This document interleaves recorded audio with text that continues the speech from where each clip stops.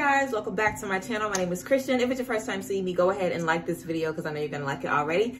Subscribe and turn on those post notifications so you never miss another upload. And if you already are subscribed, then hey babies, welcome back. So today we are talking all things full moon. And of course we are in a full moon in Pisces right now. So you guys can tap in right now to the full moon energies, or you can wait till next full moon, however you want to. Always remember though that you have 3 days before, the day of, and 3 days after the full moon to utilize those energies and do some really powerful releasing work. So yes, we're going to get into my full moon routine, what I do for the full moon. I know I always talk about the full moon and what you guys can do, but we're going to be talking about what I do specifically and, you know, some things that I would like to share to you guys about the full moon. So yes, let's go ahead and get right into it. So first things first, I have to announce a little something to you guys. So I am going to be starting and kicking off a 3-month group mentorship on October 1st. There are limited spots available. So if you guys are interested in joining, I will tell you to go on my Instagram right now, check out my stories, check out my feed posts, and see what you need to do to make sure you are able to register for my group mentorship. So basically it's going to be $11 a month. We're going to have different things that we do every single week over the next 3 months. After these 3 months are over, we're going to kick everybody out, have a new semester, a new theme, and a new group come in. So every 3 months, you'll get the opportunity to join the 3-month mentorship. I think it'll be really, really good, something really fun for everybody to connect. And my main goal is building community. At the end, I would like for everybody to be able to, you know, link up with people that they met in their area, link up with people that they met, you know, in certain spaces. So yeah, I'm really all about, you know, building community and finding ways that I can bring the community to you guys. And I'm always telling y'all to, you know, find community online. And that is definitely easier said than done. So of course I am stepping in to facilitate the community and the building and just, you know, having everybody come together, learn together, hold each other accountable and things like that. So I'm super excited about it. And if you guys are interested in a group mentorship program, $11 a month, 3 months, you can, you know, go on my Instagram, check out all of the tea, but I'm super excited to, you know, welcome you guys into the space with me. So yes, let's go ahead and get into the video. So first things first, whenever full moon is coming, I already can feel the energies before they get there, okay? I'm feeling more emotional. I'm thinking about old friendships, old things I've dealt with in the past. I'm wondering if I made the right choices, or I'm just thinking about how I've been hurt. You know, I might be re-hurt, like I might have some old wounds open back up. But for me, that's how I know what I need to pay attention to. So whenever the full moon is coming around, I start thinking about, am I having dreams of anybody from my past? Am I thinking about any old situations, or are any old fears, or any old trust issues, or any old things that I thought I was done with, that I thought I had already dealt with, or anything new in my life? Is there anything that I need to think about? Is anything controlling my emotions?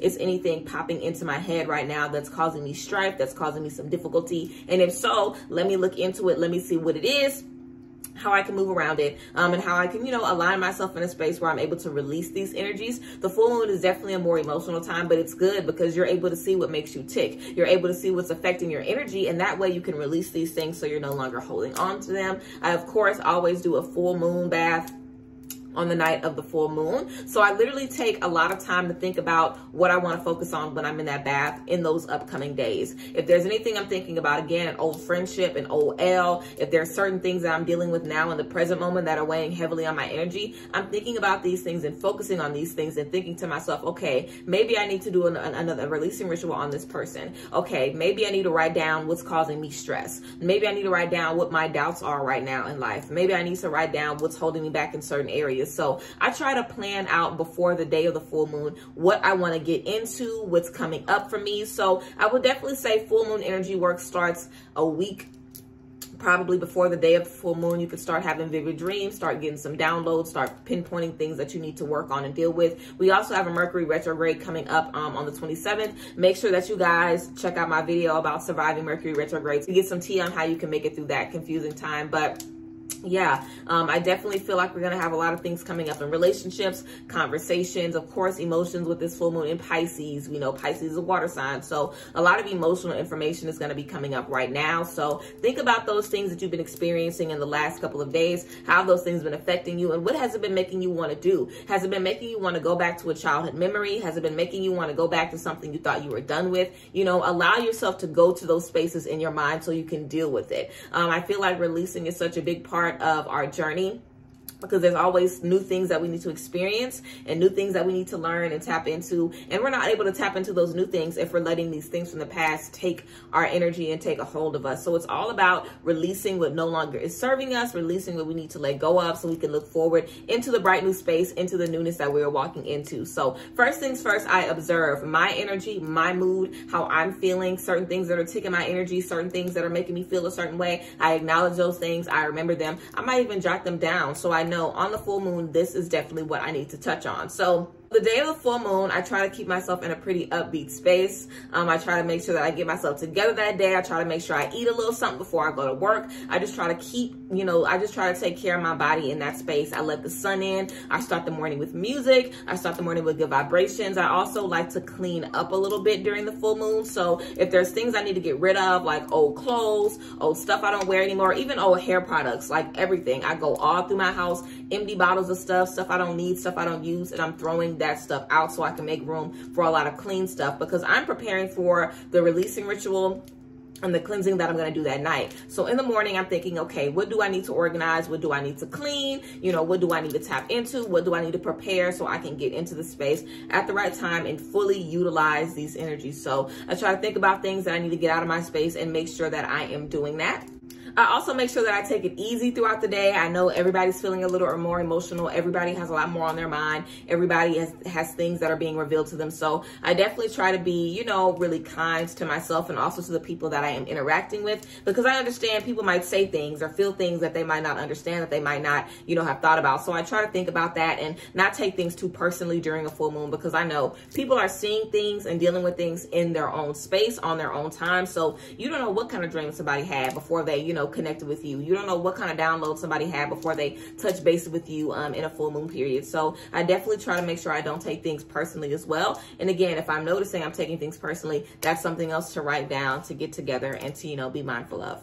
I also try to think about goals during my day for the full moon. I try to think about what I'm going to replace my energy with when I'm releasing those energies that are no longer serving me. So when I'm letting go of those things, what am I replacing that with? Is more creativity going to come into my life? Am I going to connect with more people? Am I going to travel more? Am I going to go out the house more? Am I going to try to learn new things? Am I going to try to, get more organized? What positive things am I going to be ready to implement in my life after this full moon is over and done with? We want to make sure that we're focused on the finish line as well, because it's not just about what we let go of and what we release, because once we do that, after the day of the full moon, when you wake up and you've done all your work, now you have all of this energy and all of this free space where more stress can come in and, old things can start popping back up. So we need to make sure that we're in the space where whenever we are releasing, we're ready to put those energies back into our space. We're ready to start manifesting. We're ready to start, setting some plans and setting some goals for ourselves in the future. So I try to think about, okay, cool. If these energies are giving me a difficulty, if these energies are giving me some stress, what am I going to do after I release these things to help me move forward? Like if there's a certain friendship that's causing me some issues, a certain friendship breakup, or a certain person I'll have to let go, if that's something that's coming back up for me, what can I do after I release this person so this doesn't happen again? What can I do in my current friendships now? How can I treat myself? What clarity can I find in these relationships to give me the things that I need? I feel like a lot of us are going to be thinking of new ways to kind of deal with some things we've dealt with in the past, new ways to kind of challenge our energy to, focus more on ourselves and release things, because we don't need a full releasing ritual to stop every negative thought. I always feel like the goal is to get to the point where you have control over your mind, where things come into your mind, you're able to speak power over yourself, speak strength over yourself in those moments, and instantly, like, bye, get those energies out of your mind. So we definitely want to make sure that we're in the habit of being solutions oriented, even when we're talking about, full moon work, of course. So throughout the day as well, we know what we're releasing. We know what we're thinking of. What do we want in our life instead of these things? How are we going to add beautiful things into our life? I try to think about what I'm going to do beyond the full moon. Like after this work, what am I going to do for the rest of the week? Am I going to create some moon water? We're going to talk about moon water as well. Am I going to make some moon water? How am I going to be using my moon water? So when you're making moon water is for the night of the full moon. You can also do this for the new moon or for any moon cycle and take hold of that moon cycle's energy. I have a video of all the moon cycles and how they affect us, so you guys can check that out as well. But yeah, So moon water, you want to leave out a glass container of water outside or in the windowsill under the light of the full moon. It doesn't have to be like directly under the moon. You know what I'm saying? The energy is out there. So as long as you have it in the windowsill or you have it outside your door, you're going to be fine. You seal it, you protect it. You can use some herba santa to bless it or pray over it before you put it out there, that the water is going to, you know, be giving you beautiful divine energies. I would definitely recommend using some natural spring water or some alkaline water. Those are good waters to drink. Now, no Dasani, girl, okay? Not no tap water. Get you some good, nice, clean bottled water, okay, for your moon water. You're going to set your moon water out, and then you can use your moon water. You'll set it out throughout the night. In the morning, you'll take it in. And what you can use your moon water for, you can use it for your plants. You can use it to cook with. You can use it to take another spiritual bath. You can use it to make air freshener in your home. You can add in some essential oils, some alcohol, some fragrance, and you can make a little spray for your home. You can use it to wash clothes. You can use it to anoint yourself. You can keep a spray bottle wherever you want to. But that energy of the full moon, the energy of release, the energy of healing, the energy of seeing things before you and having things revealed is very powerful. And when you create that moon water, you have all of that energy now stored in that moon water. So you could literally do anything with it. You can use it in any type of ritual. You can pour it over yourself. Again, use it in your spiritual bath. Use it to anoint yourself throughout the day. You can clean your jewelry in it. You can do whatever you want with it because it's your moon water that you have created. So it's all about your intention as well. So I would definitely recommend, if you're going to be creating some moon water, while you're creating it, think of your intention. Am I creating this so I can drink it and lose weight? Am I creating this so I can drink it and get a lot of money? Am I creating this so as I drink it, I continue to heal? Am I creating this because I'm going to let my crystals soak in this? Crystals that are water safe. Make sure your crystals can go on water before you do that. Or whatever you're going to do, making sure that you're using, you know, your moon water for, of course, good things, and making sure that you're thinking about it beforehand. But yes, moon water is super, super powerful. I love using moon water. And even if you want to, you can take a gallon of water and leave a gallon outside under the full moon. That's something that you can do as well. But yes, moon water is something great to tap into. You can also charge your crystals underneath the full moon. Leave anything underneath the full moon that you want to soak in that full moon energy. I am going to be drying out some rose petals that I got for my anniversary. They're sitting outside right now in the sun, and I have a piece of selenite crystal in there with them. Selenite will magnify any crystal it's around, and selenite is also for manifestation, creation, new beautiful things coming into your life. So I have outside my rose petals and my selenite. So that's something else that you can do for your full moon items before you use them. You can charge your crystals in the sun the day of. You can let the sun, you know, bless your energies and give your energy strength, give it power, give it, you know, beautiful divine healing. Because whenever we're doing releasing rituals, you guys always tell me after a releasing ritual that you're exhausted, you're drained. It might even hurt a little bit more after the releasing ritual, because the releasing ritual kind of takes the band-aid off and allows you to really see what you need to see, so you can release these things in truth, in fullness, so you can move forward and know, okay, I made the right decision. Okay, I definitely needed to let that go. Okay, I'm definitely done with that. I'm glad I'm done with that. So we want to make sure that we have things in place to replenish our energy. Just like I was saying, thinking about what you want to manifest in the future, it's just important to, you know, make sure we take time and think about what we want to bring into our space, you know, in the actual ritual work. So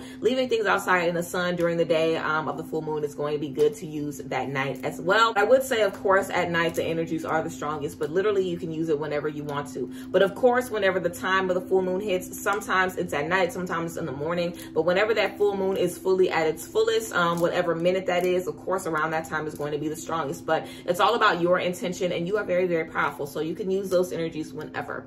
And of course, the spiritual bath at night, the full moon bath. So I typically prepare my bath. I make sure that my bathroom is clean. I make sure that I use herba santa to cleanse everything, Florida water, get everything nice and good. The first thing I do is set up my space. So I'll lay my crystals outside the tub. I'll get whatever herbs I'm going to use, whatever oils I'm going to use, whatever salts I'm going to use, anything I'm going to put in my water, my flower petals, anything I want to add in there, my herbs, whatever.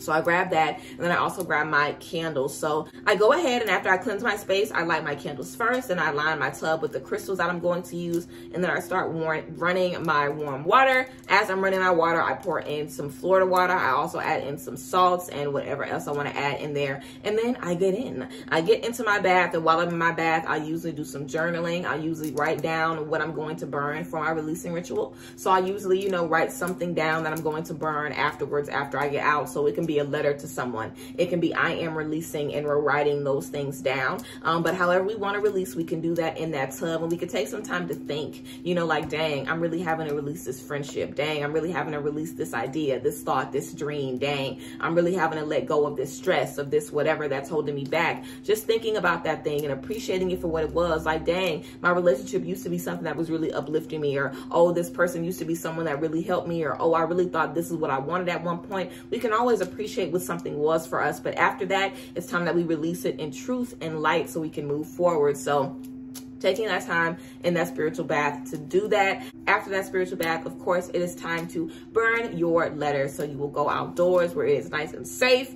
Okay, make sure you're safe. And if you are a child, then make sure you got an adult or something, or you being safe with this. And if you don't want to burn it, you don't have to burn it. You can bury it if you want to as well. So you can also bury your letter outside and trust that God is going to cleanse it. Trust that Mother Earth is going to cleanse those energies and that they are done. Also, I recommend reading your releasing work 3 times. So you're reading over and over, I release stress, I release frustration, I release self-doubt. You're affirming these things to yourself over and over. And at the end, I'm accepting love and light. I'm accepting happiness and peace. I release these things in light. I don't need these things anymore.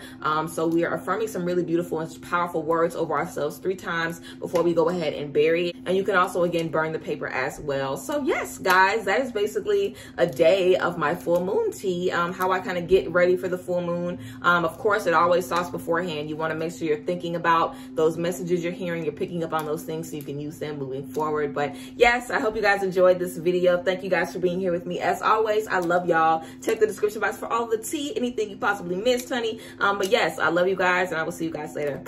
Bye, guys. Bless.